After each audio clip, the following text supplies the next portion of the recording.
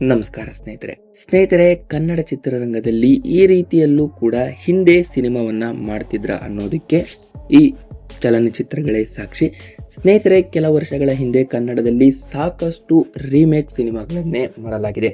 ಆದರೆ ನಂತರ ಬಂದಂತಹ ಈ ಒಂದು ಜಗತ್ತಿನಲ್ಲಿ ರೀಮೇಕ್ ಸಿನಿಮಾಗಳು ತುಂಬಾ ಕಡಿಮೆಯಾಗಿದೆ. ಅಂದ್ರೆ ಪ್ಯಾನ್ ಇಂಡಿಯಾ ಸಿನಿಮಾಗಳು ಟ್ರೆಂಡ್ ಶುರುವಾದ ಮೇಲೆ ರೀಮೇಕ್ ಸಿನಿಮಾಗಳ ಸಂಖ್ಯೆ ತುಂಬಾ ಕಡಿಮೆಯಾಗಿದೆ. ಹಾಗಾದ್ರೆ ರೀಮೇಕ್ ಅಂದರೆ ಯಾವುದೋ ಒಂದು ಭಾಷೆಯಲ್ಲಿ ರಿಲೀಸ್ ಅಥವಾ ಬಿಡುಗಡೆಯಾದಂತಹ ಒಂದು ಸಿನಿಮಾವನ್ನ ಅದನ್ನ ಮತ್ತೆ ಬೇರೆ ರೀತಿಯಲ್ಲಿ ವಿಭಿನ್ನ ಶೈಲಿಯಲ್ಲಿ ಮಾಡೋದನ್ನೇ ನಾವು ರೀಮೇಕ್ ಅಂತ ಹೇಳ್ತೀವಿ. ಹಾಗಾದ್ರೆ ಕೆಲವೊಮ್ಮೆ ಈ ರೀಮೇಕ್ ಮಾಡಿದಂತಹ ಸಿನಿಮಾಗಳು ಯಾವ ಭಾಷೆಯಲ್ಲಿ ಬಿಡುಗಡೆಯಾಗಿರುತ್ತೋ ಆ ಭಾಷೆಗಿಂತ ರೀಮೇಕ್ ಮಾಡಲಾದಂತಹ ನಮ್ಮ ಕನ್ನಡ ಭಾಷೆಯಲ್ಲೇ ಅತ್ಯುತ್ತಮ ಒಂದು ಪ್ರದರ್ಶನವನ್ನ ಕೊಡಲಾಗುತ್ತೆ. ಹಾಗಾದ್ರೆ ಇದೇ ರೀತಿ ಎಷ್ಟೋ ಸಲ ಮೂಲ ಚಿತ್ರವನ್ನ ಮೀರಿಸುವಂತೆ ರೀಮೇಕ್ ಸಿನಿಮಾಗಳು ಕನ್ನಡದಲ್ಲಿ ದೊಡ್ಡ ಸಕ್ಸಸ್ ಅನ್ನ ಕಂಡಿದೆ. ಈ ಸಕ್ಸಸ್ ಸಾಲಿನಲ್ಲಿ ಇರುವಂತಹ ಹೀರೋಗಳು ಯಾರು, ಹಾಗಾದ್ರೆ ಆ ಸಿನಿಮಾಗಳು ಯಾವುವು, ಈ ಇಂಟ್ರೆಸ್ಟಿಂಗ್ ವಿಡಿಯೋದಲ್ಲಿ ನೋಡ್ತಾ ಹೋಗೋಣ. ಯಾರು ಕೂಡ ಈ ಇಂಟ್ರೆಸ್ಟಿಂಗ್ ವಿಡಿಯೋವನ್ನ ಮಿಸ್ ಮಾಡೋದಕ್ಕೆ ಹೋಗಬೇಡಿ.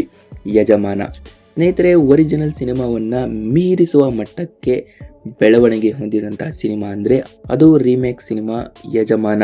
ಕನ್ನಡದಲ್ಲಿ ಬ್ಲಾಕ್ ಬಾಸ್ಟರ್ ಹಿಟ್ ಆದ ಸಿನಿಮಾಗಳಿಗೆ ಬೆಸ್ಟ್ ಎಕ್ಸಾಂಪಲ್ ಸಾಹಸ ಸಿಂಹ ಡಾಕ್ಟರ್ ವಿಷ್ಣುವರ್ಧನ್ ನಟನೆಯ ಯಜಮಾನ. 23 ವರ್ಷಗಳ ಹಿಂದೆ ತಮಿಳಿನ ವಾನತ್ತೆ ಪೋಲ ಎಂಬ ಚಿತ್ರ, ಅಂದ್ರೆ ತಮಿಳಿನಲ್ಲಿ ಬಿಡುಗಡೆಯಾದಂತಹ ವಾನತ್ತೆ ಪೋಲ ಚಿತ್ರ, ಇದನ್ನ ಕನ್ನಡಕ್ಕೆ ತರಲಾಗಿತ್ತು. ಇನ್ನು ವಿಜಯಕಾಂತ ನಟನೆಯ ಈ ಸಿನಿಮಾ ತಮಿಳಿನಲ್ಲಿ ಹಿಟ್ ಆಗಿತ್ತು. ಆದರೆ ಕನ್ನಡದಲ್ಲಿ ಯಜಮಾನ ಆಗಿ ಈ ಸಿನಿಮಾ ಬ್ಲಾಕ್ ಬಾಸ್ಟರ್ ಹಿಟ್ ಆಗಿ ಎಲ್ಲರನ್ನ ಹುಬ್ಬೇರಿಸಿತು. ವಿಷ್ಣು ಡಬಲ್ ರೋಲ್ ನಲ್ಲಿ ಕಾಣಿಸಿಕೊಂಡು ಗಮನ ಸೆಳೆದಿದ್ದರು. ಇನ್ನು ಕನ್ನಡ ಚಿತ್ರರಂಗದಲ್ಲಿ ದಾಖಲೆಗಳ ಮೇಲೆ ದಾಖಲೆ ಸೃಷ್ಟಿಸಿದ ಸಿನಿಮಾ ಅಂದರೆ ಅದು ಯಜಮಾನ. ಇದು ಕೂಡ ತಮಿಳಿನ ರೀಮೇಕ್ ಸಿನಿಮಾ. ಆಪ್ತಮಿತ್ರ 2004ರಲ್ಲಿ ಬಿಡುಗಡೆಯಾಗಿದ್ದ ಸೈಕಲಾಜಿಕಲ್ ಥ್ರಿಲ್ಲರ್ ಸಿನಿಮಾ ಆಪ್ತಮಿತ್ರ. ಇದು ಮಲಯಾಳಂನ ಮಣಿ ಚಿತ್ರಾಳ್ತಳ್ ಕಥೆಯ ಒಂದಷ್ಟು ಬದಲಾವಣೆಯನ್ನ ಮಾಡಿ ಕನ್ನಡಕ್ಕೆ ತರಲಾಗಿದೆ. ಇನ್ನು ವಿಷ್ಣುವರ್ಧನ್ ಸೌಂದರ್ಯ ನಟನೆ ಆಪ್ತಮಿತ್ರ ಸಿನಿಮಾ ಬರೆದ ದಾಖಲೆಗಳು ಒಂದೆರಡಲ್ಲ. ಈ ಹಾರರ್ ಸಿನಿಮಾ ಸತತ 1 ವರ್ಷ ಪ್ರದರ್ಶನವನ್ನ ಕಂಡು ಧೂಳೆಬ್ಬಿಸಿದೆ. ಇನ್ನು ಆಪ್ತಮಿತ್ರ ಮುಂದೆ ತಮಿಳು ಹಿಂದಿಯಲ್ಲಿ ರೀಮೇಕ್ ಆಗಿ ಬಾಕ್ಸ್ ಆಫೀಸ್ ಶೇಕ್ ಮಾಡಿದೆ. ಇದೇ ಚಿತ್ರ ಮುಂದೆ ಆಪ್ತರಕ್ಷಕ ಚಿತ್ರಕ್ಕೂ ಪ್ರೇರಣೆಯಾಗಿತ್ತು. ಈ ಸಿನಿಮಾಗಳು ಸೋತು ಕಂಗೆಟ್ಟಿದ್ದ ನಿರ್ಮಾಪಕ ದ್ವಾರಕೇಶ್ಗೆ ಆಪ್ತಮಿತ್ರ ಭಾರಿ ಲಾಭ ತಂದುಕೊಟ್ಟಿದೆ. ಹುಚ್ಚ ನಟ ಕಿಚ್ಚ ಸುದೀಪ್ ವೃತ್ತಿ ಜೀವನದಲ್ಲಿ ಮಹತ್ವದ ತಿರುವನ್ನ ಕೊಟ್ಟಂತಹ ಸಿನಿಮಾ ಅಂದರೆ, ಹಾಗಂತ ಹೇಳಿದ್ರೆ ನಟ ಕಿಚ್ಚ ಸುದೀಪ್ಗೆ ಸಿನಿಮಾ ರಂಗದಲ್ಲಿ ಆಗ ತಾನೇ ಕಾಲಿಟ್ಟಿದ್ದರು. ಇನ್ನು ಈ ಹುಚ್ಚ ಸಿನಿಮಾ ತಂದುಕೊಟ್ಟಂತಹ ಸಕ್ಸಸ್ ಅದು ಸುದೀಪ್ ರವರಿಗೆ ದೊಡ್ಡ ಯಶಸ್ಸು. ಇನ್ನು ತಮಿಳಿನಲ್ಲಿ ಚಿಯಾನ್ ವಿಕ್ರಮ್ ನಟಿಸಿದ್ದ ಸೇತು ಸಿನಿಮಾ ಸಕ್ಸಸ್ ಕಂಡಿತ್ತು. ಆದರೆ ಕನ್ನಡದಲ್ಲಿ ಹುಚ್ಚ ಅದನ್ನ ಮೀರಿ ಬಾಕ್ಸ್ ಆಫೀಸ್ ಅನ್ನೇ ಶೇಕ್ ಮಾಡುವ ಮಟ್ಟಕ್ಕೆ ಬೆಳೆಯಿತು. ಇನ್ನು ಓಂ ಪ್ರಕಾಶ್ ರಾವ್ ಚಿತ್ರಕ್ಕೆ ಆಕ್ಷನ್ ಕಟ್ ಹೇಳಿದ್ದು ಸುದೀಪ್ ನಟನೆಗೆ ಪ್ರೇಕ್ಷಕರು ಫಿದಾ ಆಗಿದ್ದಾರೆ.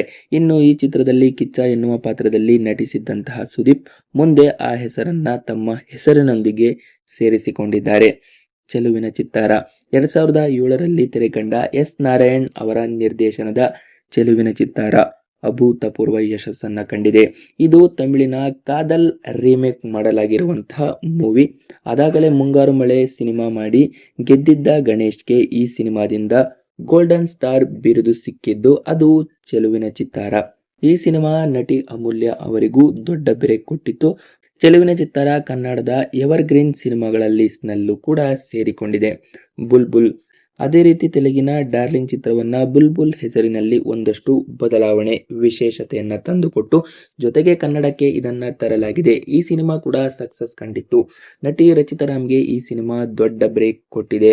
ಒಂದರ ಹಿಂದೆ ಒಂದರಂತೆ ಸೋತಿದ್ದಂತ ದರ್ಶನ್ ಅವರಿಗೆ ಈ 2 ಸಿನಿಮಾಗಳು ಗೆಲುವಿನ ಟಾನಿಕ್ ನೀಡಿದೆ ಅಂದರೆ ಸುಳ್ಳಾಗಲಾಗದು.